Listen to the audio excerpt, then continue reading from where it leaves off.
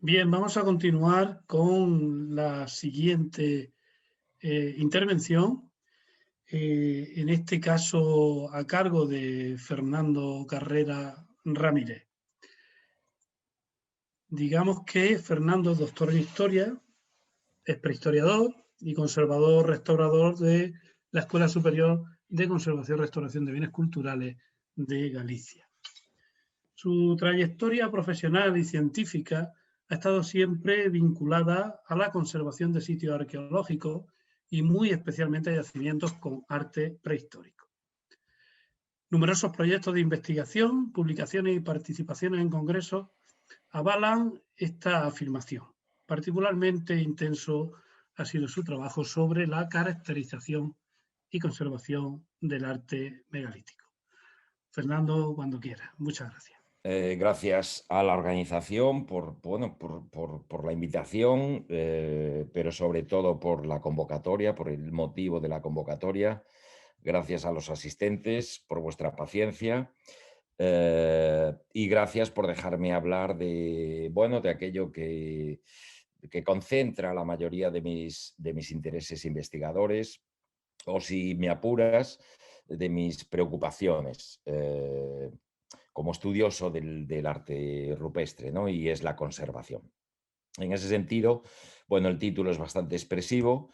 Aquí os propongo un pequeño índice de la comunicación que voy a expresar.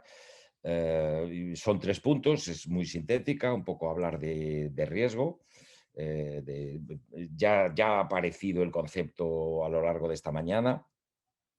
Y a partir de la definición del riesgo, del impacto del riesgo o de los factores de alteración en la conservación de arte rupestre, cómo medirlo también, y después, sobre todo, incorporar esa discusión a la gestión del patrimonio cultural, sugiriendo que se incorpore la gestión del riesgo a esa misma, ¿no? Y por último, y más ambiciosamente, y esto se vincula a una solicitud que he expresado bueno, hace cierto tiempo, la implementación de un Plan Nacional de Conservación, ahora sí adaptado y específico para la problemática del arte rupestre, que a lo largo de esta mañana ya ha ido quedando bastante clara en algunas de las comunicaciones que hemos ido oyendo, ¿no? Bueno, en primer lugar, por tanto, hablaremos de riesgo. Ya Juan Herráez ha planteado muy ambiciosamente algunas de las ideas. Yo voy a ir un poco más a lo sintético. Ahí os pongo en primer lugar en la parte superior la definición del diccionario de la Real Academia, que es bastante expresiva, ¿eh? Y en la parte inferior, bueno, pues define un poco ya más detalladamente qué entendemos nosotros la aplicación de esa definición al patrimonio cultural, como posibilidad de que un acontecimiento degradante se verifique sobre un bien cultural con unas sensibilidades particulares por la acción de uno o varios agentes. Ya veremos que generalmente no se presentan aislados, sino conjugados, interaccionando unos con otros. Los nuevos agentes también han ido quedando claro, bueno, han salido a lo largo de esta mañana. Los nuevos agentes de deterioro que nosotros consideramos, por limitarlos a un conjunto cerrado, ¿vale? Son estos 9, algunos de ellos netamente naturales: clima, agua, biología, y muy impactantes, ¿vale? Otros, la radiación o los contaminantes, la radiación solar lumínica, ¿no? Y los contaminantes, bueno, con impactos más diversos. La imponente acción del hombre, que también ha quedado claro en otras conferencias, sea directa, llamémosle vandalismo, sea indirecta. Eh, Todo el ámbito de las fuerzas físicas, desde la sismicidad hasta vibraciones de menor entidad, o los procesos geotécnicos o geológicos, y por último también ha quedado claro la acción del fuego, ¿no? Bueno, fijaos que Bueno, que quizá el cierre de Altamira se justificó por efectos climáticos, ¿no? A lo largo de en la comunicación de Juan y Carmen, ha quedado claro que interaccionan muchos otros agentes, ¿no? Por tanto, bueno, como mero ejemplo, planteo Altamira como paradigma de la influencia, desequilibrante del microclima, en la activación o ralentización de los procesos de deterioro. eh, Vinculado al agua, aunque no solo. Os propongo la imagen de la derecha donde se ve, bueno, este es un arte rupestre en Noruega, donde se ven esos tonos negros de biodegradación vinculados a las escorrentías de agua, agua que en invierno se congela y produce, bueno, el deterioro muy acelerado de estos paneles. Señalo también en la parte central unos morteros que veis ahí, aplicados con carácter casi diría que restaurador, pero que no van a la diana de la alteración, simplemente son reparaciones coyunturales que en realidad no están frenando el deterioro, ¿no? Por lo tanto, eso es uno de los ejes de nuestras preocupaciones, ir precisamente al origen de las cosas para poder frenarlas o ralentizarlas. Eh, bueno, la fotografía de la izquierda es, bueno, no se distingue bien, pero son paneles grabados de Fozcoa, donde uno de los problemas dominantes son problemas de orden geológico, que yo le denomino o encuadramos dentro de la agente fuerza física, y cuya cuantificación es relevante, con independencia de que frenarlos o no eh, sea factible o, o no lo sea tanto. Esa es la solución o las medidas correctoras que podamos poner a algunos de los procesos. Bueno, es otra discusión, ¿no? Pero en esta fase, al menos en esta conferencia, lo que me interesa debatir al menos es la estimación de los riesgos. Por supuesto, el impacto de lo biológico y asociado a él del fuego. Eh, bueno, y luego la gran virulencia de los factores antrópicos, ¿no? En la foto a la derecha veis un ejemplo de grafitis. También Rafa nos ha puesto unos cuantos ejemplos. Eso está presente en todas las geografías, en todos los artes rupestres que conocemos. Todos los que estamos hoy aquí habremos visto con mayor o menor entidad alteraciones de este tipo. En la fotografía de la izquierda señalo los factores indirectos y lo ejemplifico en un abrigo esquemático de Cáceres, donde digamos que las tradiciones del lugar, bueno, pues justificaban la realización de encuentros de la gente del lugar, de la gente joven del pueblo, para hacer, bueno, el Halloween, ¿no? Lo que llamamos en Galicia el magosto, que por cierto se llama así igual en esta zona, y como consecuencia producía deterioros no intencionales, por tanto no son vandálicos, no son directos, pero sí graves deterioros. La cuantificación del riesgo es un reto complicado, ¿vale? Por un lado, siempre partimos de la valoración de la sensibilidad del objeto. Cada arte rupestre tendrá unas sensibilidades obviamente diferentes, y a partir de ahí intentamos cuantificar la probabilidad de que el agente de deterioro, el que sea, se pueda presentar y con qué intensidad se pueda presentar. Y a partir de ahí analizamos el impacto que dicho agente presente puede tener sobre la sensibilidad del objeto. Esto que parece muy sencillo es extraordinariamente complejo, y yo creo que la comunicación sobre Altamira lo ha dejado claro. Esa complejidad no quiere decir que el reto no se pueda abordar o no debamos abordarlo, ¿no? Y de facto, hacia lo que vamos es a la automatización, hacia lo que va la investigación en estos ámbitos, es a automatizar en lo posible este tipo de cálculos, ¿no? Eh, Esto aún va a tardar que podamos modelizar los riesgos, pero bueno, hay que tener confianza en la generación de conocimiento y la investigación científica. Sobre sensibilidad,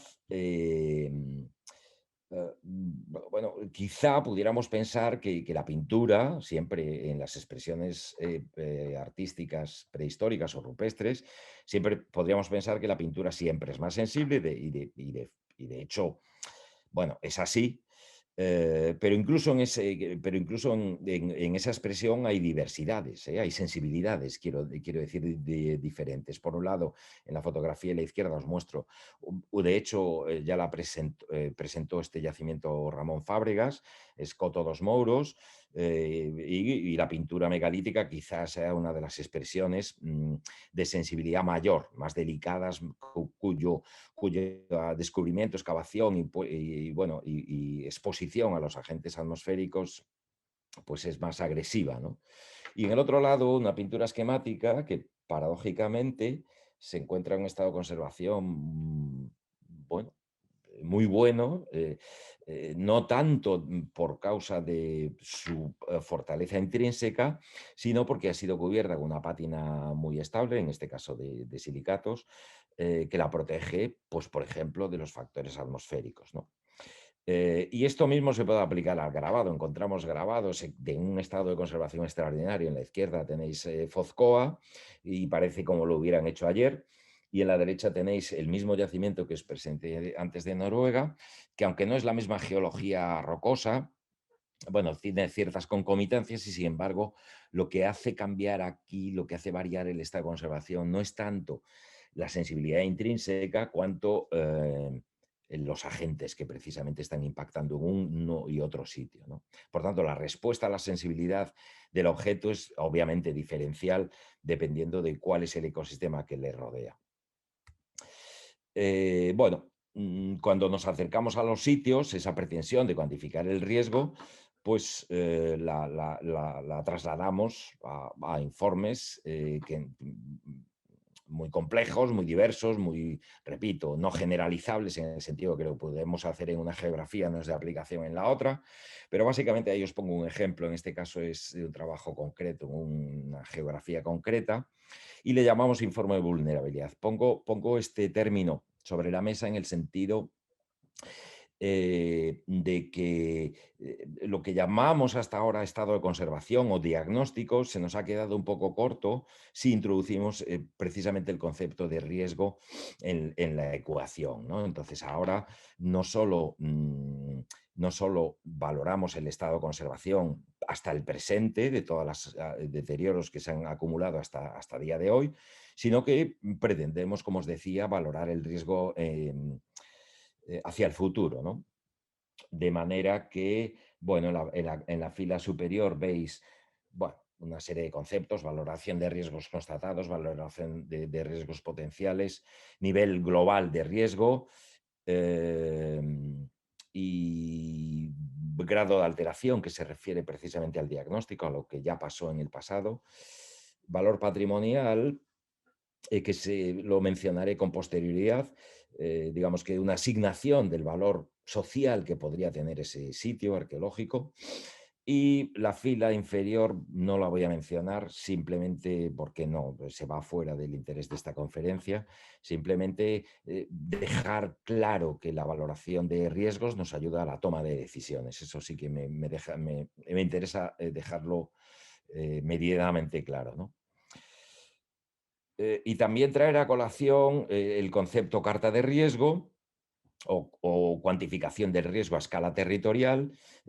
Yo siempre utilizo, siempre que hablo de cartas de riesgo o de estimación de riesgos en escala global, pongo el ejemplo italiano, ahí tenéis el link, donde se vuelca en una aplicación GIS pues, los diversos riesgos, vamos, la probabilidad de cada uno de los agentes que he planteado antes, ¿no? Aquí en la parte izquierda de la ilustración tenéis el riesgo de deslizamientos de ladera y en la derecha de inundación. Esto es al menos una primera herramienta no definitiva, pero sí es una primera herramienta de gestión del riesgo que desde luego reclamaríamos para la gestión, bueno, no solo del arte rupestre, sino del patrimonio cultural en general.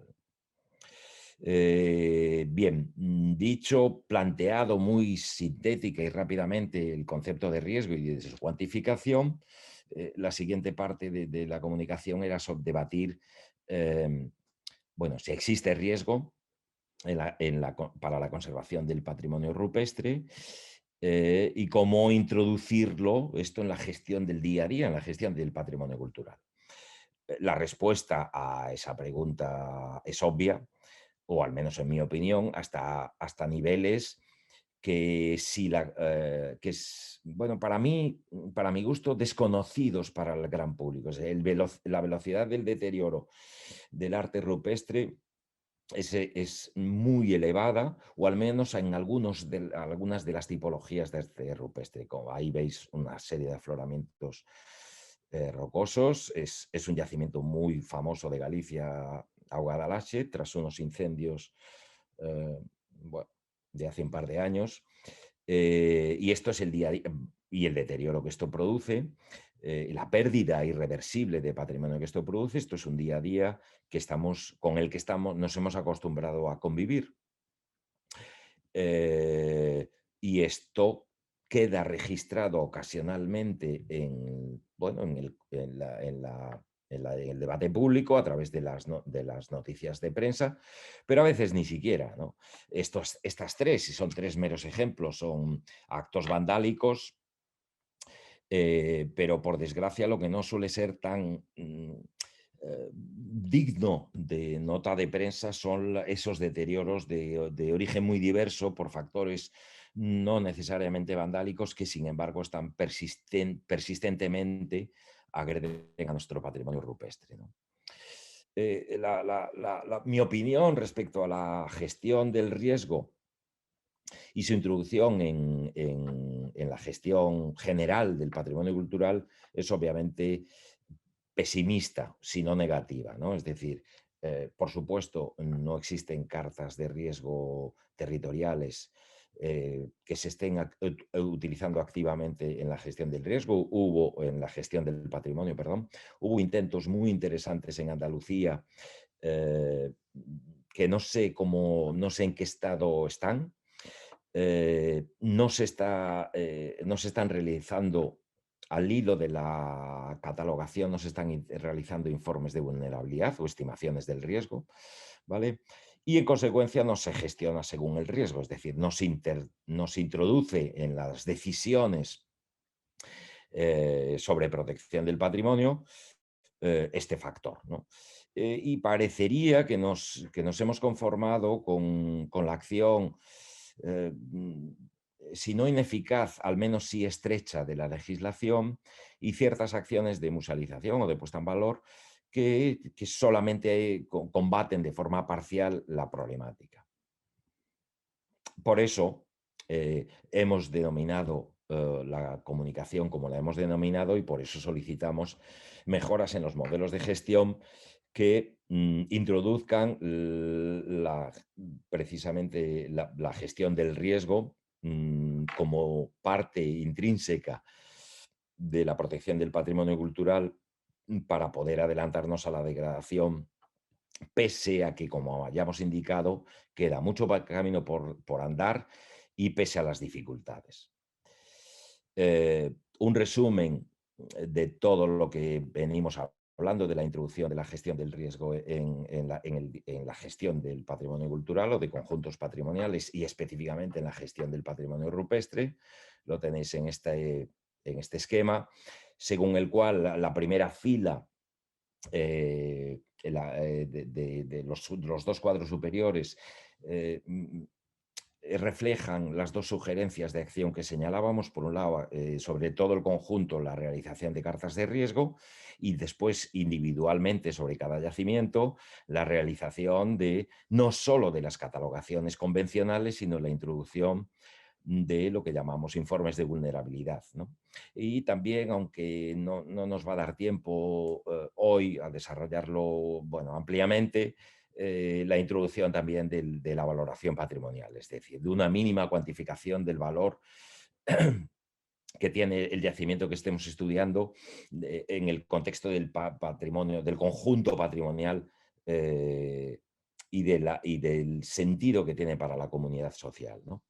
A partir de ahí, con esas herramientas ejecutadas, pues entendemos que las acciones de protección tendrán más eficacia, ¿vale? Sean acciones indirectas o sean directas, y simplemente no voy a desarrollar las dos sugerencias, no voy a desarrollar detalladamente las dos sugerencias, simplemente decir que hay muchos ámbitos todavía de actuación que podemos explorar.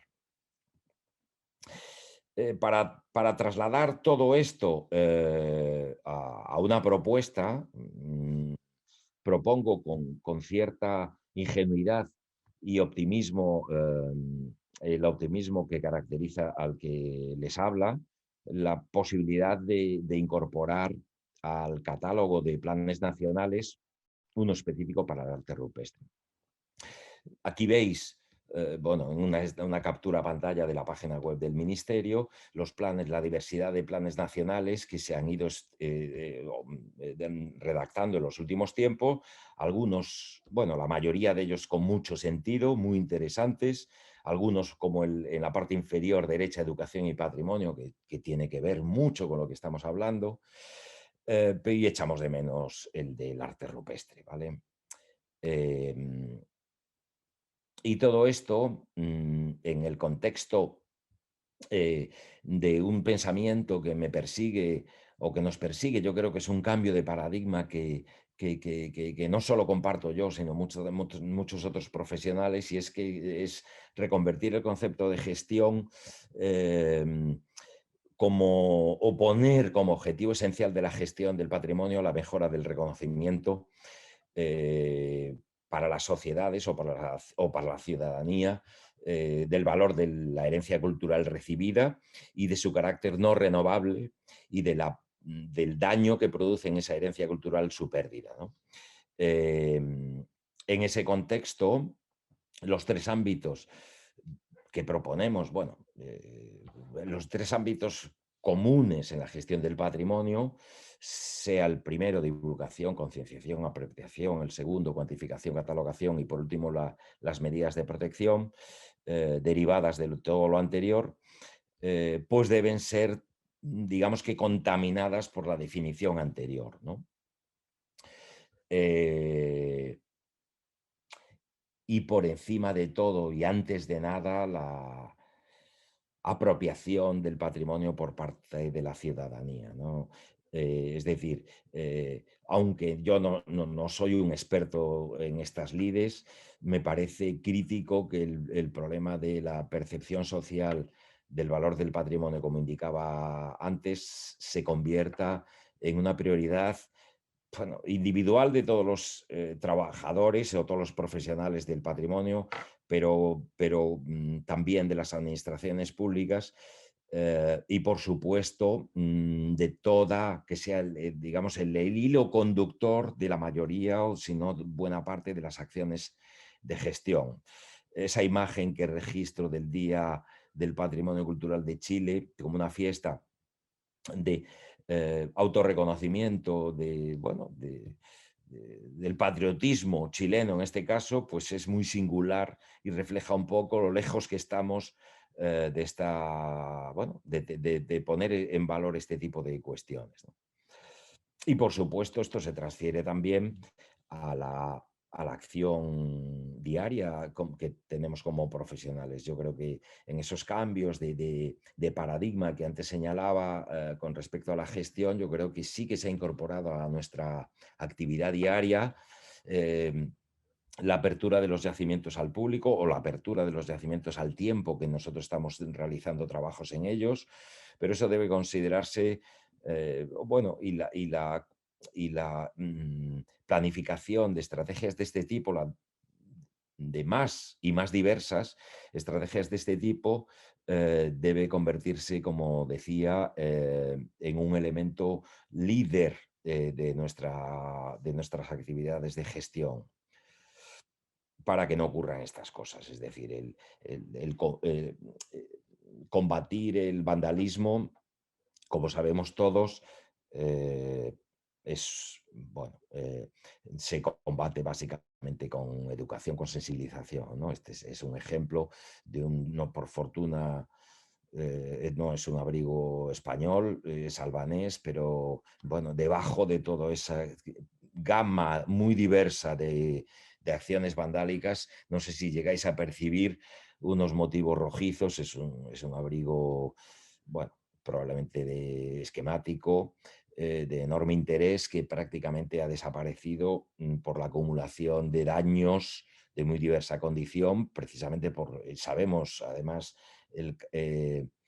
casi la cronología y la autoría, ¿no? Y paradójicamente son gentes del lugar, o la mayoría de las acciones son gentes del lugar, lo cual indica un poco por dónde van o por dónde deberían ir nuestras acciones para combatir esto. De hecho, es muy interesante porque este trabajo, bueno, esto es un proyecto en el que estamos involucrados, tiene que ver tanto con las ideologías como con la intervención directa en el yacimiento, ¿no? Vale, el segundo ámbito de gestión que quiero debatir o quiero plantear en el ámbito de un plan nacional es incorporar a la catalogación más convencional, que obviamente es imprescindible para una gestión adecuada del patrimonio, introducirle, como decía antes, el informe de vulnerabilidad como una pieza imprescindible y el concepto de valoración patrimonial como una herramienta necesaria, si no imprescindible, al menos muy interesante de cara a la gestión, ¿no? En esta diapositiva simplemente pretendo mostrar el interés que puede tener en la toma de decisiones, ahora sí, decisiones de protección, o sea, acciones correctoras, ahora ya concretas, el interés que puede tener, decía, la determinación no solo del grado de alteración, que es la segunda columna, sino asimismo del grado de riesgo y la urgencia del riesgo y, por tanto, la prioridad de la acción, ¿no? Entonces, bueno, es un mero ejemplo, en este caso sobre Dólmenes, donde estamos expresando sobre ese conjunto de monumentos, la mayoría portugueses, no todos portugueses, en este caso, diversos grados de deterioro, diversos grados de riesgo y diversas prioridades, lo cual debería ayudarnos o debería ayudar en una estrategia integrada de decisiones a que este tipo de ordenaciones nos debería ayudarnos a la toma de decisiones más eficaces, ¿no? Y la segunda parte es que esas decisiones obviamente respondan a los riesgos detectados en el informe de texto de vulnerabilidad. Fernando, unos minutos. Perfecto. También, y esto es un debate largo, pero abrir un debate largo para el arte rupestre, pero abrir un poco el catálogo al debate social y a la participación social. Aquí os pongo como ejemplo un catálogo cooperativo que ha surgido desde una serie de personas, pero digamos ajeno completamente a la acción administrativa, de las administraciones públicas, y es un catálogo accesible, dado que el oficial no está, ¿no? No solo es accesible, sino que es participativo, tú puedes actualizar las informaciones, ¿no? Y por último, cuando hablo de la última esfera de la gestión, lo que llamamos acciones de protección, en los dos ámbitos, directo o indirecto, al menos en lo indirecto, reclamo superar la legislación y abordar nuevas estrategias más diversas, más adaptadas a los requerimientos de cada patrimonio o de cada grupo patrimonial específico, y desde luego la cooperación con otros agentes que no sean estrictamente las administraciones autonómicas, ¿no? No puede ser, como percibimos que sigue pasando, actuaciones, por ejemplo, de Tala en esta imagen, actuaciones autorizadas por la administración autonómica, que sigan produciendo sobre espacios de una riqueza patrimonial muy acusada. La imagen es de un conjunto de petroglifos muy denso en esta zona y se autorizó un trabajo de tala y, sin embargo, se produjeron daños, algunos muy acusados y desde luego irreversibles, sobre alguno de los paneles, ¿no? Esto no puede pasar, aquí hay un defecto en la gestión que hay que corregir. Y, por supuesto, las acciones directas, algunas de las que señalaba Rafa, pues vincularlas precisamente a la vulnerabilidad que antes se señalaba, pero también al valor patrimonial, pero también a la divulgación. Y, por último, y sobre todo, mantenerlas en el tiempo, que es uno de los problemas que hemos detectado como uno de los cánceres más graves en la gestión del patrimonio rupestre, que es la ausencia de mantenimiento de acciones bien intencionadas o incluso eficaces en su momento, pero que si no se sostienen no dejan de ser efectivas. Y en ese sentido, reclamar de las administraciones públicas intensidad y financiación para las acciones de mantenimiento. Y voy terminando para reclamar ya no solo un plan nacional, que por supuesto, sino que la próxima reunión de este tipo que se convoque sea para esbozar ese plan nacional y específicamente para que hable o debata la conservación y gestión de un patrimonio tan sensible y tan poco renovable y tan crítico para nuestra cultura y nuestra memoria ciudadana como es el patrimonio rupestre. Y muchísimas gracias a todos. Y gracias Fernando, a vosotros. tenemos un comentario y una pregunta. Un comentario que hace Primitiva Bueno. Dice, muy bien sacado Fernando el tema fundamental en esta reunión de una actuación conjunta sobre el patrimonio del arte prehistórico.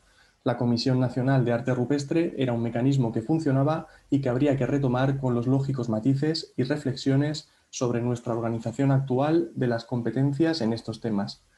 Y luego tenemos una pregunta de Rosa Otero, donde dice, presentas perspectivas muy interesantes como arqueóloga de una administración pública, la gestión del patrimonio en el día a día con los técnicos y medios que disponemos no llega a cubrir todo lo deseable. Los riesgos y la conservación se descuelgan muchísimo. La puesta en valor son elementos puntuales. ¿Cómo piensas que podemos enfrentarlo?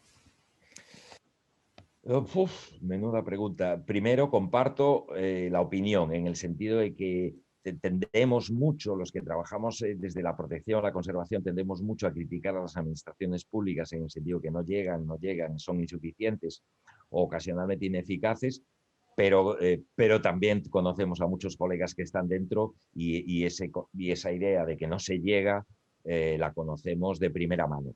En relación al segundo matiz, y es cómo introducir, cómo hacer efectivo todo lo que he reclamado, pues yo, sinceramente, me parece muy complejo, me parece una ambición esto muy amplia, pero me parece imprescindible, para lo cual, por eso yo he planteado lo de reunirnos y vernos, ¿no? Y agradezco, por cierto, el comentario de Mimi, ¿no? Porque solo a través de la cooperación podremos implementar fijaros que algunas de las medidas, como las cartas territoriales de riesgo, son acciones que podrían desenvolverse a escala nacional, a escala estatal, ¿no? Y algunas otras, por lo menos, podríamos cooperar, intercambiar experiencias e intentar trasladar a nuestras respectivas geografías las experiencias que han implementado otros. Muy bien, pues muchas gracias Fernando por tu Gracias a intervención. vosotros.